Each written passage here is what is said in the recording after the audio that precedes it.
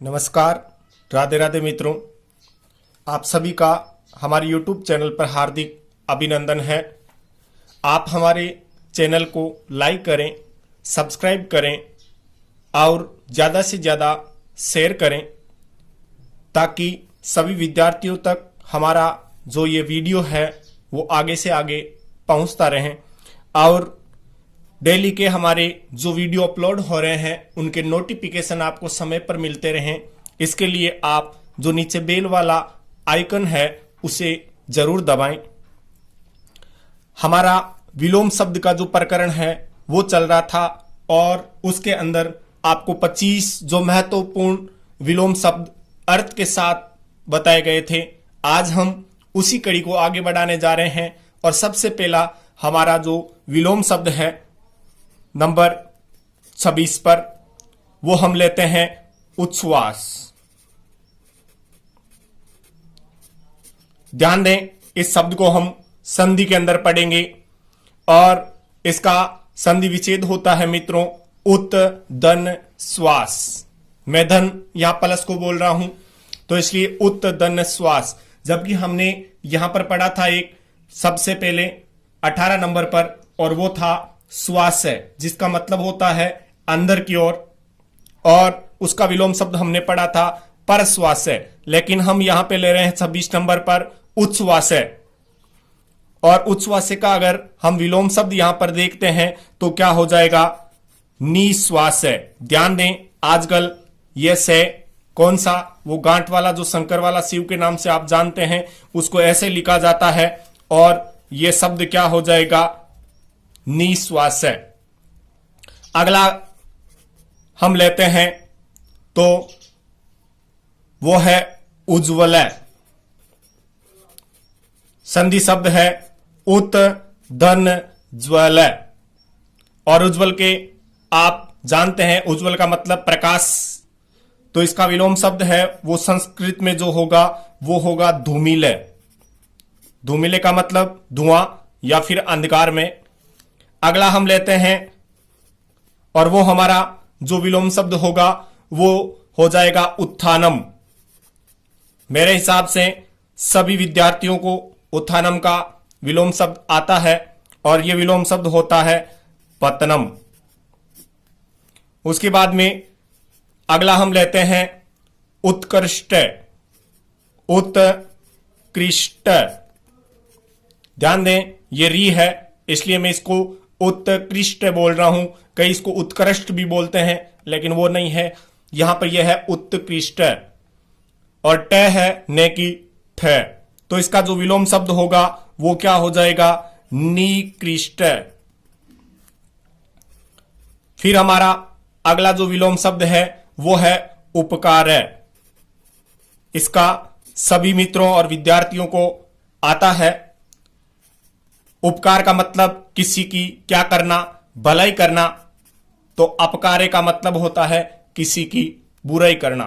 मित्रों ध्यान दें कि इस मनुष्य जीवन के अंदर हमेशा किस में लगे रहें, चाहे कोई भी हो प्राणी, उसका आप उपकार करें न कि उसका अपकार। अपकार तो जो दुर्जन व्यक्ति होते हैं उनका काम होता है, जो सज्जन पुरुष होते हैं वो अपने जीवन में क्या करते हैं, उपकार।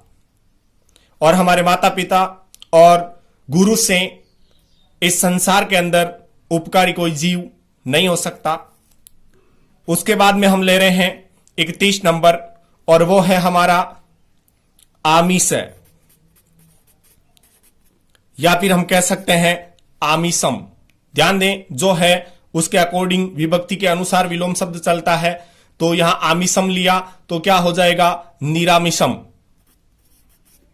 निरामिषम ये वो है जो आपने पहले पढ़ लिए हैं, इसलिए मैं इनको विस्तार से नहीं बता रहा हूं, केवल विलोम शब्द आपको याद रहे इसलिए मैं यहां पे बताने जा रहा हूं। आद्य, ध्यान दें ये आ द और यह है और आद्य का मतलब होता है प्रारंभ और यहां पे इसका मैं विलोम शब्द लिखूंगा वो हो जाएगा अंत्य। अंत्य का मतलब होता है अंतिम और आप देखते ही हैं कई बार शब्द जो युद्ध में लेते हैं वो आप लिखते हैं अंत्याक्षरी। ये मित्रों दो शब्दों से मिलकर के बना है, अंत्य यानी अंतिम और अक्षरी का मतलब होता है अक्षरों वाली। वो खेल जिसमें आप क्या करते हैं, किसी भी शब्द का अंतिम जो अक्षर या वर्ण होता है उसको क्या करते हैं, पकड़ते हैं और उस शब्द के अनुसार अगला जो वर्ण होता है बोलते हैं। तो इसलिए उसको किस नाम से जाना जाता है, अंत्याक्षरी के नाम से जाना जाता है। फिर हम लेते हैं अगला 33 नंबर, और 33 नंबर पर हम लेने जा रहे हैं आकुंचनम। आकुंचनम, इसका मित्रों जो अर्थ होता है वो होता है किसी भी चीज को क्या करना, इकट्ठी करना। तो इसका विलोम शब्द अब आपको आ गया होगा। टेलीविजन पर किसी भी चीज का क्या किया जाता है, प्रसारण। तो इसलिए प्रसारण का मतलब क्या होता है, फैलाना, प्रत्येक व्यक्ति तक पहुंचाना। उसके बाद में हम जो अगला लेने जा रहे हैं वो है हमारा आह्लाद। ध्यान दें कि आह्लाद जो शब्द है उसका अर्थ आपको आता है या नहीं आता। आह्लाद का मतलब होता है कि अगर हमें कोई जो वस्तु हम चाहते हैं और वो अगर हमें मिल जाती है तो हमारा हृदय है वो किससे पर उठता है, आह्लाद यानी प्रसन्नता से या खुशी से। तो इसका जो विलोम शब्द होगा वो क्या हो जाएगा, विषाद। और विषाद का मतलब होता है दुख। अगला हम 35 नंबर पर लेने जा रहे हैं मित्रों, और वो है हमारा अभिज्ञ। इसका तो मेरे हिसाब से आप सभी को आता होगा। अभिज्ञ का जो विलोम शब्द होता है ये हिंदी में भी विशेष तौर से कई एग्जामों में पूछा जा चुका है। तो इसलिए अभिज्ञ का जो विलोम शब्द होगा वो क्या हो जाएगा, अनभिज्ञ। ध्यान दें, एक यहां पे जो प्रश्न पूछा जाता है वो पूछा जाता है अज्ञ। अज्ञ का अगर विलोम शब्द पूछा जाता है तो वो क्या हो जाएगा, विज्ञ। अब हम यहां पे चर्चा करेंगे कि विशेष यहां पे जो अज्ञ है उसका अर्थ क्या है, यानी अज्ञानी, और विज्ञ का मतलब विद्वान।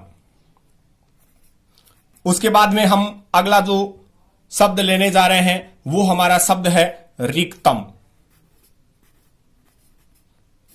जानते हैं आप कि जब ये जो पेज है यहां पर, ये पेज क्या है, रिक्त है। रिक्त का मतलब क्या होता है, खाली। और इसका विलोम शब्द जो होगा वो क्या हो जाएगा, पूर्णम। और पूर्णम का मित्रों आपको पता है कि पूर्णम का जो सही अर्थ होता है वो क्या होता है, भरा हुआ। तो इसलिए ध्यान दें कि ये जितने भी जो शब्द हैं इनको आप अपने दैनिक जीवन से जोड़ते हुए ज्यादा से ज्यादा जो विलोम शब्द हैं उनको आप याद करने का प्रयास करें, क्योंकि सभी एग्जामों के अंदर इसका विशेष अपना योगदान होता है। अगला है हमारा 38 नंबर पर हम जो विलोम शब्द लेने जा रहे हैं वो है हमारा कृतज्ञ।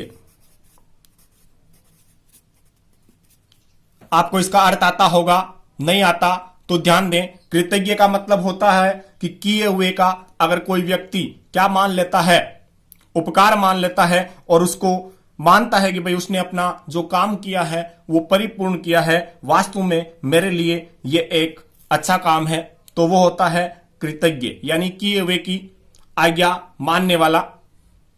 और मित्रों इसका जो विलोम शब्द है वो क्या होता है आपको पता है, और वो होता है कृतज्ञ, जिसका मतलब होता है कि जो हमने उसके ऊपर उपकार किया है उसको क्या नहीं करता है, वो मानता नहीं है, उसको भूल जाता है। तो इसलिए अगला जो हमारा शब्द होगा वो होगा हमारा त्याज्य।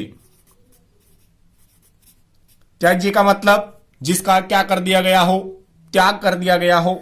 और इसका अगर विलोम शब्द हम पढ़ेंगे तो वो हो जाएगा ग्राह्य। ग्राह्य का मतलब ग्रहण कर लिया गया। अगला हम जो लेने जा रहे हैं वो लेने जा रहे हैं नास्तिक। कई बार पूछा जाता है, नास्तिक का मतलब होता है भगवान में आस्था नहीं रखने वाला, और इसका जो विलोम शब्द होगा वो क्या हो जाएगा, आस्तिके। आस्तिके का मतलब भगवान में आस्था रखने वाला। और यहां पे ध्यान दें ईश्वर, जिसके ऊपर मैं चर्चा कर चुका हूं कि शब्द शुद्धि के तहत आपको जो शब्द लिखना चाहिए वो ये लिखना चाहिए, न कि ईश्वर, क्योंकि इसमें जो मात्रा होती है वो ईश्वर। ऐसे ईश अगर शब्द लिखोगे तो उसके अंदर भी मात्रा कौन सी होगी? बड़ी मात्रा ही होगी। मात्राओं पर आप ध्यान दें। ये नास्तिक नहीं है, ये है नास्तिक। ये आस्तिक नहीं है, आस्तिक। जबकि कई बोलते हैं मात्रा के आधार पर। मात्रा के आधार पर अगर आपने किसी भी शब्द को अच्छी तरीके से जान लिया तो आप, कई कहते हैं कि हमारी भाषा में अशुद्धता बहुत ज्यादा रहती है, तो मित्रों उसका कारण है कि आप कोई भी शब्द देख लेते हैं और सोच लेते हैं कि ये सब तो हमें आ रहा है। कई कहते हैं कि हिंदी और संस्कृत में क्या है, कुछ नहीं है, लेकिन मित्रों है, और वो है मात्राओं का और शब्द के उच्चारण का ज्ञान। अगला हम लेते हैं जिससे हम अच्छी तरीके से परिपूर्ण, और इसका हम दैनिक जीवन में नाम लेते हैं ममता। ममता जो है उसका विलोम शब्द क्या हो जाएगा? निष्ठुरता। अगला हम लेते हैं 42 नंबर पर श्रोता। सबको आता है, श्रोता का मतलब सुनने वाला और वक्ता का मतलब बोलने वाला। ऐसे ही अगर आप शब्द लेते हैं मूके, मित्रों मूके का जो होगा वो क्या होगा?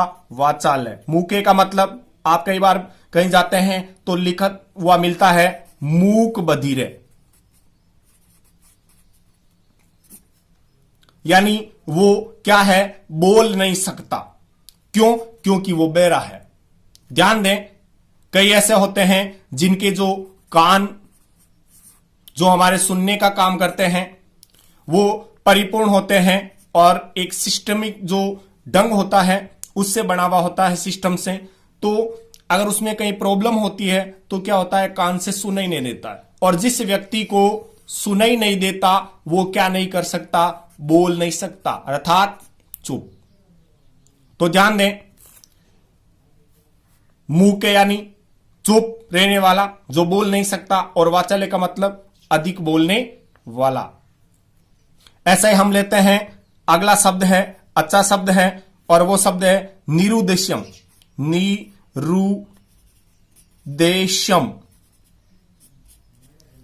जिसका कोई उद्देश्य नहीं हो उसे किस नाम से जाना जाता है? बिना उद्देश्य का, या निरुद्देश्यम। तो ऐसे ही इसका जो विलोम शब्द होगा वो होगा स्वउद्देश्यम। ध्यान दें, यहां पे जो से लगा हुआ है ये संस्कृत का जो सह शब्द है, तो इसको आप ऐसे भी लिख सकते हैं। कई बार आप लिखते हैं सह परिवार, तो मित्रों ये भी नाम सही है। और सह परिवार जो आजकल भाषा का प्रचलित और मानक जो शब्द है वो कौन सा है? ये है। अगला हम लेते हैं 45 नंबर पर, और वो है क्रिया। हमने पहले पढ़ रखी है संस्कृत में धातु के रूप में, लेकिन यहां पे यह है क्रिया, यानी कोई काम करना, और काम के बदले काम, तो वो क्या कहलाती है? प्रतिक्रिया। प्रतिक्रिया। अगला हम लेने जा रहे हैं खंडनम। खंडम का मतलब होता है तोड़ना, और मंडनम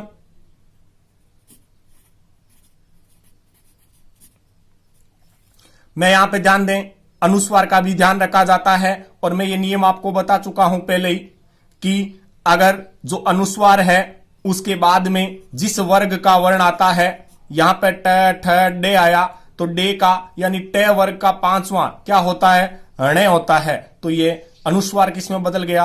हणे में बदल गया। इसलिए यहां पर ये शब्द क्या है? खंडनम। तो ये क्या है? मंडनम। अगला हम जो शब्द ले रहे हैं वो है हमारा गृहस्थ। मित्रों जो गृहस्थ शब्द है उसका अर्थ होता है जो दाम्पत्य जीवन बिताता है, जो घर के घरेलू जो कार्य होते हैं उसमें भागीदारी निभाने वाला। और इसका कई बार शब्द शुद्धि के तहत इसको पूछा जाता है, तो ध्यान दें इसका जो संधि विच्छेद होता है वो होता है समधन न्यासी। तो इसलिए ये शब्द जो लिखा जाएगा वो कैसा लिखा जाएगा, सन्यासी। इस प्रकार इस शब्द को लिखा जाएगा। इसलिए आप इस पे ज्यादा से ज्यादा ध्यान दें और इन शब्दों को अच्छी तरीके से आप याद करने का प्रयास करें। हम इसी शब्दों के तहत अगला शब्द लेते हैं चेतना। चेतना का मतलब सही है, दिमाग काम कर रहा है। और मूर्छा, इसका मतलब चेतना विहीन। तो इसलिए ध्यान दें, ये जो शब्द है वो है मूर्छा। कई इसको मूर्छा कह देते हैं, मूर्छा नहीं है, ये जो शब्द है वो है मूर्छा। मूर्छा का मतलब मुंह बड़ा है इसके अंदर। अगला हम जो शब्द लेने जा रहे हैं मित्रों, वो है हमारा शब्द निराधार। निराधार है यानी जिसका कोई आधार नहीं हो, तो इसको आधार भी लिख सकते हैं या साधार शब्द भी। साधार का मतलब क्या हो गया, आधार सहित। बात एक ही है, किसी प्रकार का कोई यहां पर फर्क नहीं है। और अंतिम जो हमारे लिए जरूरी है, एक देशभक्त। इसके बारे में विस्तार से बताने की आपको जरूरत नहीं है मित्रों। प्रत्येक देश के नागरिक को क्या होना चाहिए, देशभक्त होना चाहिए। और जो देशभक्त नहीं होता है उसको हम किस नाम से जानते हैं, देशद्रोही।